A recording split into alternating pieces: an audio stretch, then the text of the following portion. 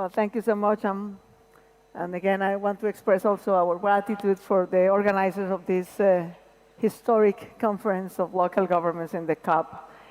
I think finishing my 4-year term in Bogota, Colombia, in Latin America, is an 8 million city, is a large city. There are at least 3 things that I want to share. First of all is that the energy transition that is most important for the Global South is the food, education, income generation, freedom, and jobs. Those are the most important human foods to base social justice. Without social justice, there won't be environmental justice. People under hunger, under poverty, under exclusion, women who are sacrificing their lives in unpaid care works, sacrificing the labor force of half of humanity. There is no way we're going to be able to achieve the climate goals if we don't achieve first and invest at the same time in the Sustainable Development Goals. So that's one thing, the order matters. The second thing I think I can share is that in the urban planning, organizing and planning cities around care, around the protection of the ecological structure of our cities, water provision, food security, and decarbonized urban mobility are the 5 urban most important issues to achieve, again, both social justice and environmental justice.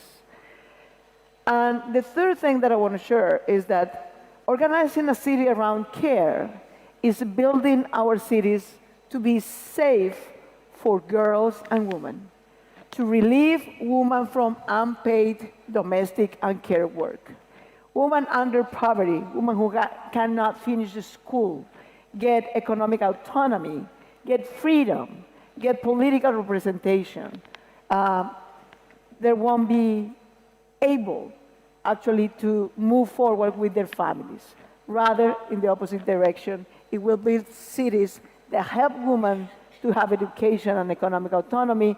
They will move on with their families instead of their families moving upon or against the woman's inclusion.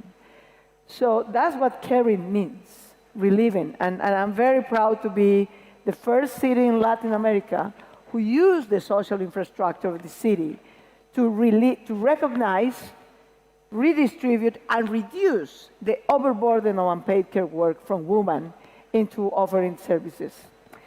The third thing is the youth people. Both women and youth are the driving forces for change in the 21st century.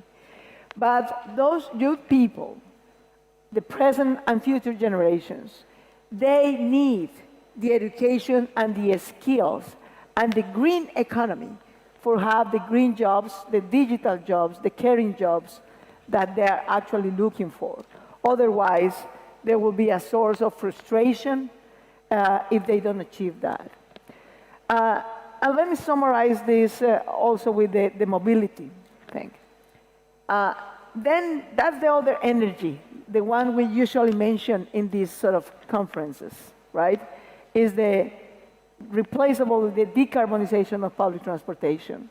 So coming out, I think all mayors, we have to lead and be bold in coming out and leaving aside, living in the past, the great avenues of the 21st century, the public spaces that were mainly devoted for fossil fuel cars, and instead organizing our cities not in great avenues, but in green corridors that actually protect the ecological structure, that provide a space for pedestrians, for bikes, for electric public transportation. Don't be afraid to redistribute public space for safer, cleaner modes of transportation in our cities if we want to achieve both social justice and also a non-fossil fuel economy and mobility.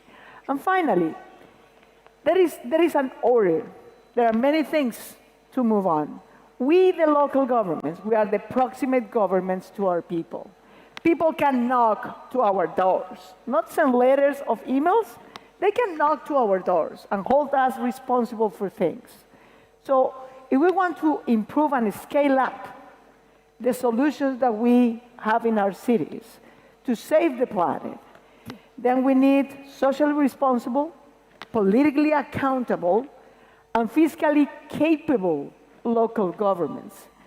Look and build decentralization.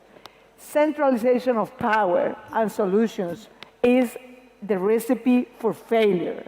Decentralization with social responsibility, with political accountability and fiscal capability, that's the recipe for success. Caring for people so that we have citizens that can care for our democracies and democracies that can care for our planet. That's the proper order.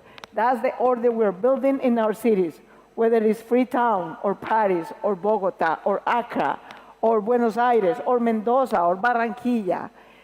Count on us.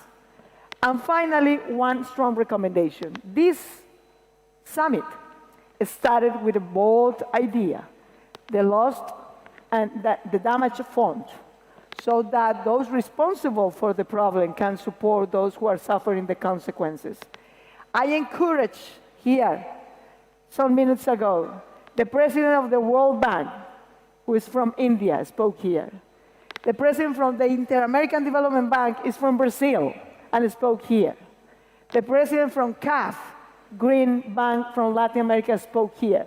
You want us, the local governments, to be the driving force? Please set up the rules and the conditions so that the money and the funds from all development banks from the world can come directly to the local governments, to the subnational governments, without red tape, without bureaucratic procedures, and without get trapped in the political polarization and censorship from the national governments to the local governments. We are part of the solution. Put out the money that we have the solutions to scale up.